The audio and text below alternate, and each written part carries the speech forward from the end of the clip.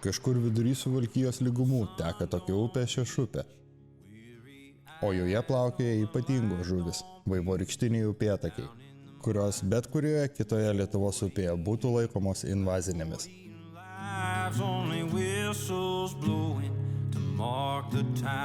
Kaip jos čia atsirado ir kodėl didelis būrys žvejų kiekvienais metais čia susirenka varžytis ir jos gaudyti, šiandien ir papasakosime.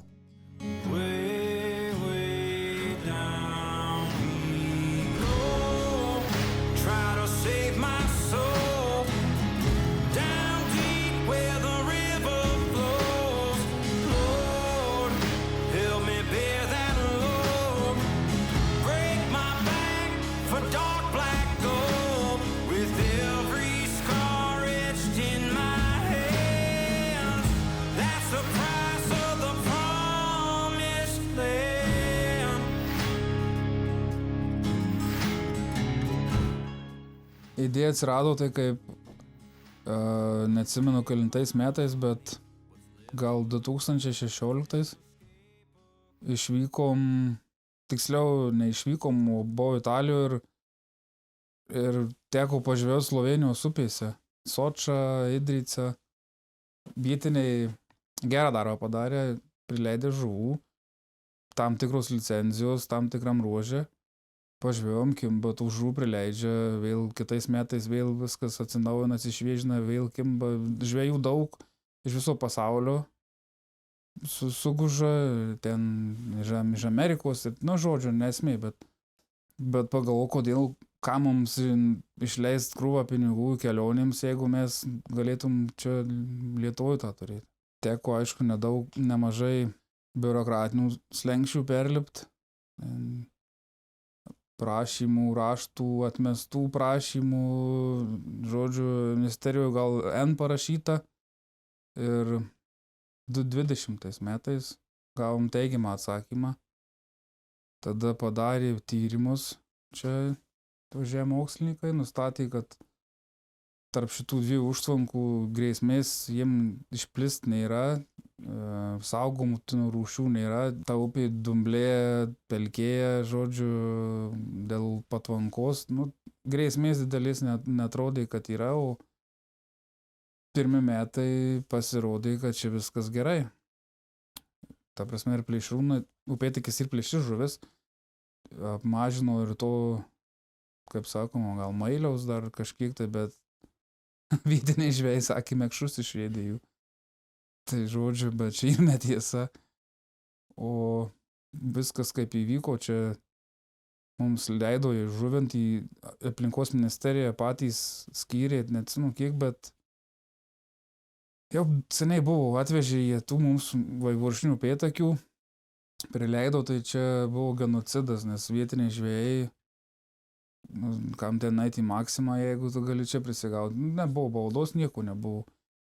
Tai uždraudė juos imti, buvo pataisa. Ir paskui, kad atsirado bauda, tai dabar visi žino, kad vaivorykštinį upėtakį pagavus reikia paleisti.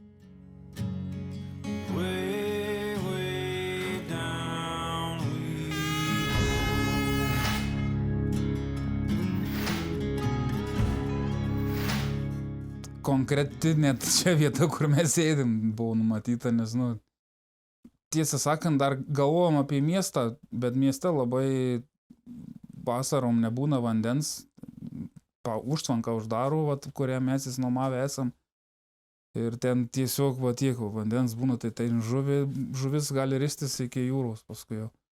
O čia tarp šitų Marių gatvės ir užtvankos gatvės, tarp šitų užtvankų yra gan geras gylis, debetas vandens ir, žodžiu, ir slaptaviečių tom žuvim, gilesnių pūlų, visko yra, ir to žuvys čia laikos ir visi džiaugiasi.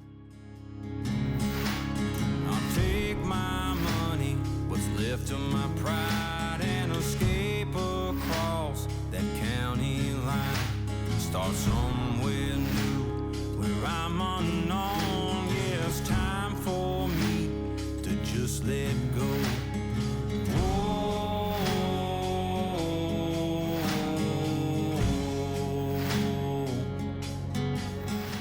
kiekvienais metais rudenį privalom mes įžuvinti pagal numatytą kiekį 336 vienetus. Gal kitais metais gal keisis, padaugės jų arba pamažės, nežinau, nes dabar kaip tik vėl tyrimus padarė.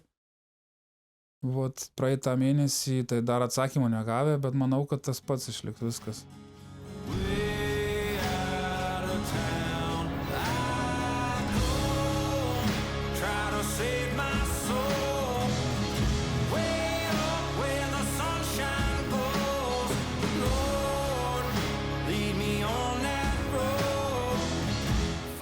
Kadangi čia mūsų rate tikrai yra daug sportininkų, kas žvejoja ir rinktinė, ir tai manau, kad 2020 metais ir buvo pačios pirmos varžybos. Gal biškį tokios buvo labiau mėgėjiškos, bet dabar kiekvienais metais kartelė kyla iki čia dabar jau vos ne čempionatas, bet tikrai ir su kuo pažvejoti ir yra ką čia veikti.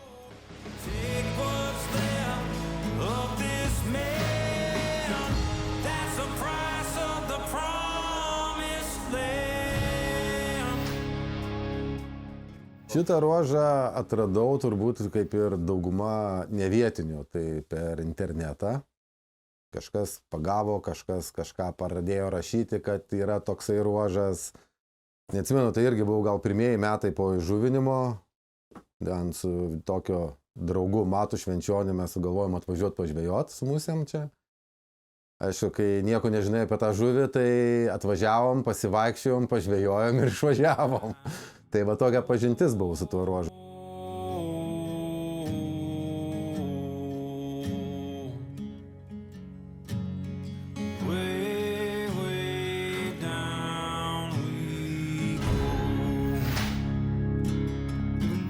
Man atrodo, tik vienais metais, neatsimenu kuriais, gal antrais ar pirmais, man atrodo, buvo antrais praleidau metais. Vienas varžybas, nežinau dėl kokios priežasties aš nebuvau, tiesiog gal laikų neturėjau ar kažkas, tai va tas vienintelės varžybas esu praleidęs. Šiaip stengiuosi visada būti visose kiek įmanoma.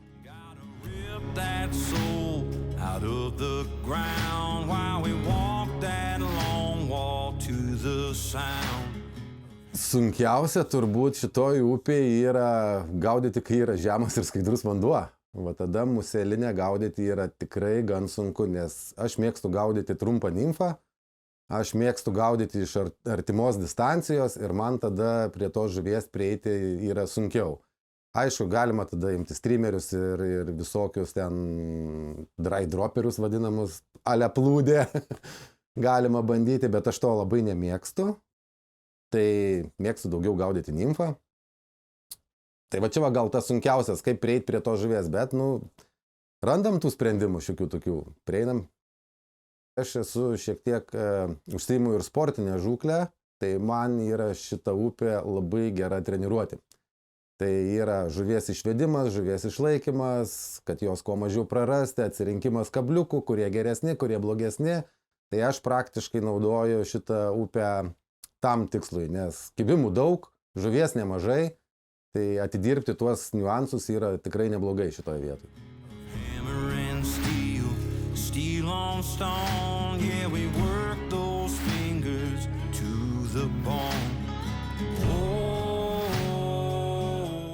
Ko nesiriščiau, tai tikrai sausos musės, nes jie nuo paviršiaus praktiškai neima, nežinau, gal tą vėlyvą pavasarį, gal ankstyvą rudenį, gal ir galima su sausa kažką pagauti. Bet niekada net nebandžiau, net minčių tokių neturėjau. Gaudau nimfą dėl to, nes man tai reikalinga sporte, nes sporte norint pagauti daug žuvies, privalai gaudyti nimfą. Streamerių taip pat galima gaudyti, bet vėlgi tas streameris, ta upė kilnojama yra nuo užtvanko ir tas vandens lygis vis pastoviai tai aukščiau, tai žemiau, tai su streameriu vėl ten iššūkiai prasideda, tau reikia arba skandinti, arba reikia neskandinti. Nežinau, aš gaudau nimfą pagrindę dėl to, kad aš ruošiuosi kažkokiom tai varžybom, kur man reikės nimfos. Dėl mūsų ten tų vadinamų paternų, ar kaip ten pasakyti, tai realiai dirba beveik viskas, nors mes čia turim savo paslaptį, visi gaudom, aišku, visi žino, ko mes gaudom, bet garsiai neįvardinsiu dėl tam tikrų priežasčių. Way, way down we go.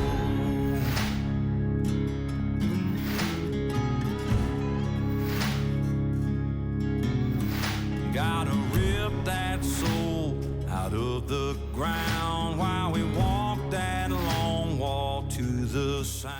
Dvi pusės yra šitų varžybų. Man, aišku, kaip sportininkai, kuo daugiau varžytis, tai yra tuo geriau, nes geriausia treniruoti yra varžybos, ne šiaip savo atvažiuoti pažvejoti, bet ir kompanija yra čia labai puikia, kuri dalyvauja varžybose, čia ir dėl kompanijos verta važiuoti vien tik tais. Yra tos pusės susiskirstę museliautojai, žinai, ir spiningautojai. Aišku, vieni ant kitų, kaip draugai. Iki varžybų mes tobuli draugai, mes vienas už kitą ir visi už vieną, žinai, viskas be problemų. Per varžybas taip, mes mėgstam vienas kitą patraukti per dantį, dėl tų masalų, dėl viso ko, dėl technikos. Tai neišvengiamai, jeigu tu kažkiek geriau pasirodai, tu pradedi patekti savo oponentam labiau į akį. Man tai paprasčiausia susidėsti. Aišku, čia sėkmės faktorius tikrai užima nemažą dalį šiame ruože, tarkim, varžybiniai sėkmės. Bet papuolė taip, kad aš pirmą kartą dalyvaudamas jau antrą vietą iš tikrųjų paėmiau varžybose.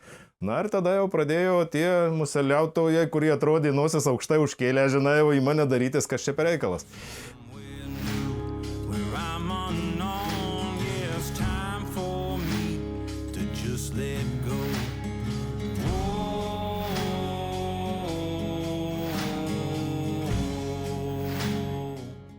Šiaip esu aktyvus spiningautojas, dalinai ir sportuojantis, masiškai dalyvaujantis visose varžybose, daugumoje, aišku, iš laivų, katerių. Tad Martynui prasitarus apie tokį projektą kaip Upėtakius, kuriuo aš iki tol išvis nežinojau, nei kaip, nei kur, nei ką, net negaudžiau aš tų vaivorykštukų. Atsimenu, kaip dabar, tai prieš 4 metus, tai buvo mano gimtadienis ir Marčius sako, atliek, pažiūrėsim. Nei barblesinių kablių, nieko aš neturėjau. Tai, žinok, man negėda prisipažinti, teko žnyplėm nukirpti 3 šakius, kad liktų vien kablis, visas užkarpėlės nušvitrinti ir tam ruožė apsilankyti. Ir tos pirmos 3 žuvys, kurias pavyko per valandą sugauti, va čia ir buvo tas žinai, sužavėjimas, kuris tęsiasi realiai po šiai dienai. Išgirdus apie varžybas, nori, nenori, tas sportinis interesas tave įsuka į tai. Taip aš buvau žalės, taip aš turbūt pirmutinis atėjau tik su vobleriais į šitą ruožą. Tai ne su guminukais, ne su blizgim, grinai su vobleriais, hardbaitas. Ir kažkaip pavyko man įsisukti į tą reikalą, sudalyvauti varžybose, nors visi kolegos prieš tai museliautojai tituluoti, atrodė kaip ir kažkas tai iš viršaus, žinai, aišku, ta museliautojų tokia kaip ir mistinė, nežinau, kaip bendryje galima sakyti, apie jūs daug kas nekalba, visi kažkokią mistiką apipinti. Tad teko žengti grinai, paprastai savo rankom ir galvą į tais varžybas. Ir čia aš esu.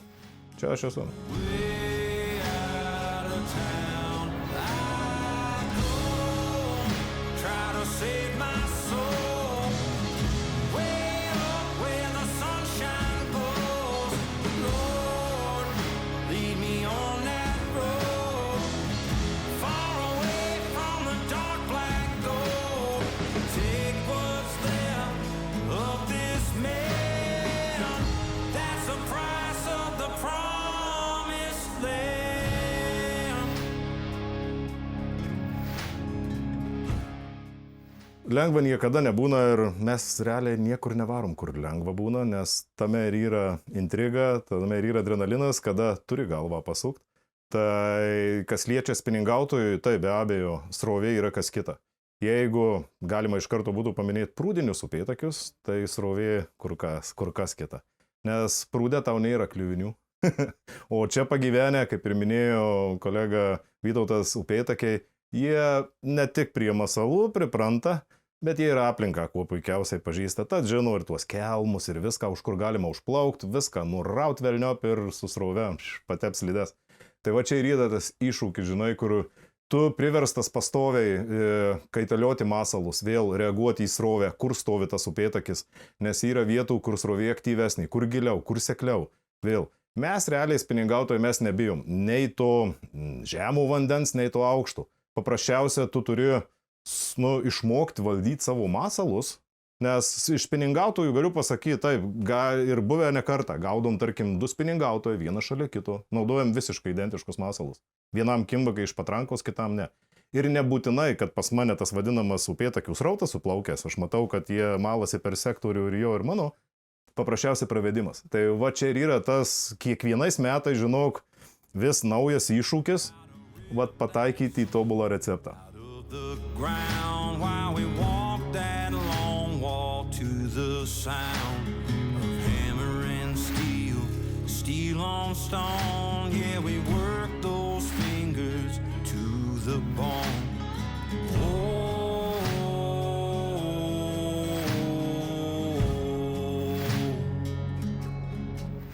Aš manau, kad ta suleista žuvis realiai pačioj pradžiai, kol jinai būna šviežiai suleista, ten praėjus nežinau kiek mėnesis, 2 mėnesiai, jinai biški kvailoka yra.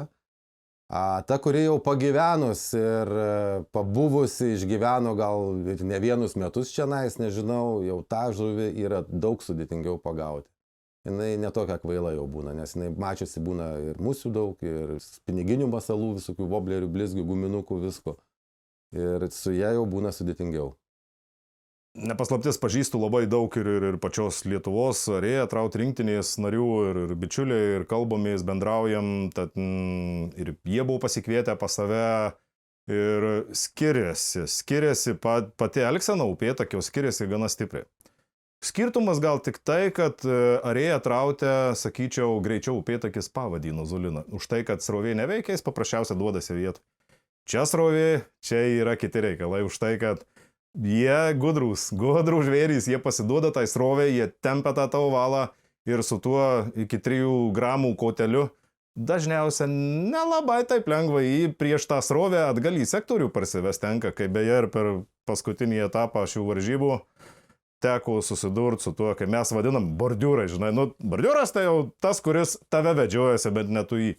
Va tokį gyvulį parsitrauk per varžybas jau yra, bent viduje, aišku, statistikoje tu ten ne per daug, viena žuvis plius, bet patirtį, taip, tai suduoda va tą tokį adrenalino pliūpsnį, kuris vėl tave užkuria ateinančiam, žinai, varžybom ir išvykom.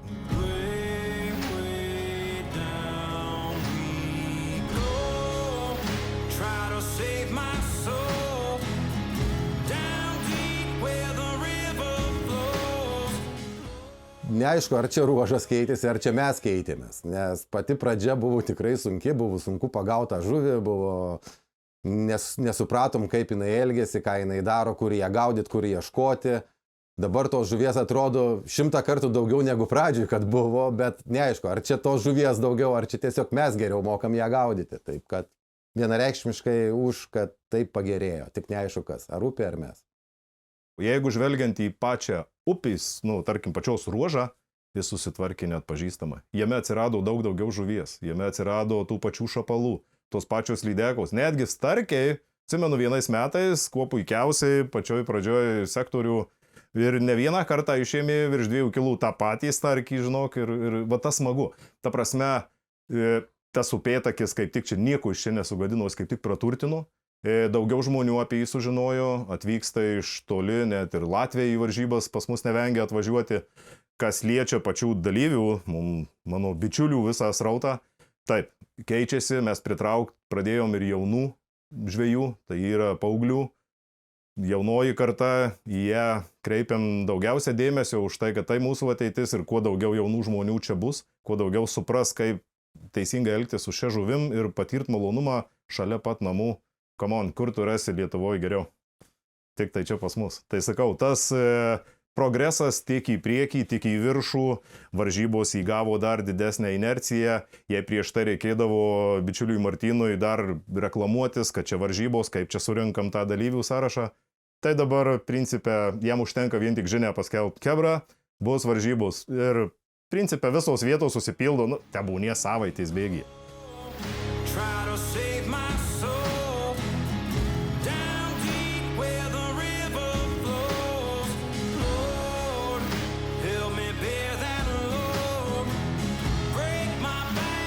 For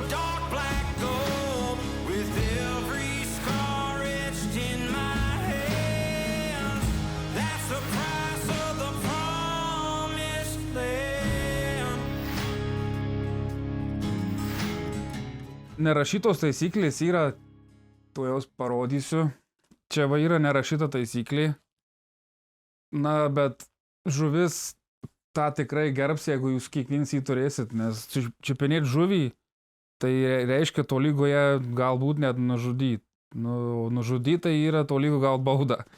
Turėkit graibštelis atkabinam gražiai, pabučiuom, paleidžiam. O kabliukai be užkarpėlių žinoma, čia irgi galbūt nerašyta taisyklė, nes neuždrausi žvejų žvejot su užkarpėlė. Tiesiog mūsų tarpe yra taip, kad gerbė visi tą žuvį, tai jau čia galim įtraukti net įrašytas taisyklės, nes bumbam ant kiekvieno, jeigu matom, kad trišakių sudės arba dar kažką. Tai dar norėčiau paminėti, kad jeigu žvejojat, matot, kad esat ne vienas, nes savaitgaliais būna čia žmonių tikrai daug.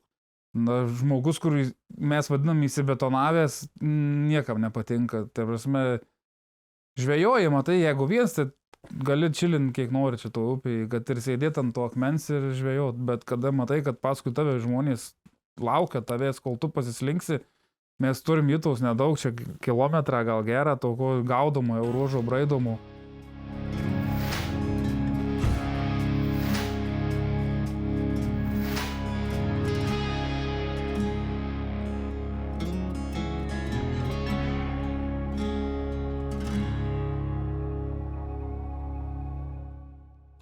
Ką patarčiau naujam žvejui, kuris atvyks čia žvejoti, nuseliautojui? Patarčiau pirmiausia nenusiteikti pagauti daug žuvies, nes mes visi, kai atvažiavom pačioj pradžioj, mes visi nepagavom daug žuvies. Atvažiuosi dažniau, pagausi daugiau. O įrankių kažkokių stebuklingų nereikia, reikia tiesiog nusiteikti geram laikui, geram vaibui ir manau tikrai vieną kitą žuvį kiekvienas pagaus, nes pagauna, kiek mačiau čia, kiek pats žvejojo, tai ir vaikai pagauna realiai, nežinau, 12-14 metų. Tai tikrai manau įmanoma pagauti tą bent vieną savo pirmąjį upėtakį be problemų. Ko reikia? Reikia britkelnių, kad tu galėtum prieiti visur šitam ruožė, nes tikrai visur yra prieinama. Visiškai nebijot, negalvot, kad čia yra kažkas sunkiai pasiekiama ir panašiai. Nereikia stipraus spiningo, už tai, kad masalai čia lengvi. Nereikia 100 tų masalų. Aš pats pirmas varžybas pradėjau su 10 masalų. Man kebra antrą vietą iššoviau, reiškiasi įmanoma viskas, savo asmeninę patirtimi tai galiu paliudyti. Čia reikia sudalyvauti, to nupasakoti neįmanoma, nes tas vanduo juodas, žuvis dar ryškesnė pasidaro ir tiesiog atlėkti pažvejot. Pažvejot ir nusiteikti tam, kad o bus kas bus. Nereik tikėtis 100 tų žuvų. Upėtakį užtenka pirmą pačiupinėti ir tada supranti, kad kiekviena sekundė po velniais verta buvo to laiko skirto jam. Patarimą galiu duoti vieną. Gali visada į mane kreiptis arba į kolegas. Tikrai aš kiekvienam sulaukiu žinučių, prasidėjus sezonui, nežinau, gal 20-30, kaip daryti, ką daryti. Tai gali drąsiai klausti, tik tai neskambinėkit po 6, nes būna 6 ryto skambina, kaip licenciją nusipirklausia, tai iš vakaro pasirūpinkit tuo, o patarimas gal gaudykit muselinę.